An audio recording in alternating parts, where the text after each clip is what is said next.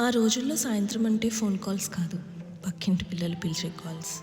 Homework అయ్యిందా లేదా అన్నది మ్యాటర్ కాదు, బ్యాట్ పట్టుకుని బయటికి పరిగెత్తడం మాత్రం కంపల్సరీ. చిన్న వీధి, అది మన స్టేడియం. స్కోర్ పేపర్లో కాదు, గోడ మీద చాక్తో రాసేది. అక్కడే మన నవ్వులు, మన గొడవలు, మన స్నేహం పుట్టాయి. మధ్యలో ఎవరైనా పడిపోతే అయ్యో ఓకే అని అనేవారు కాదు, బంత్ ఎక్కడా అని మాత్రమే అడిగేవారు.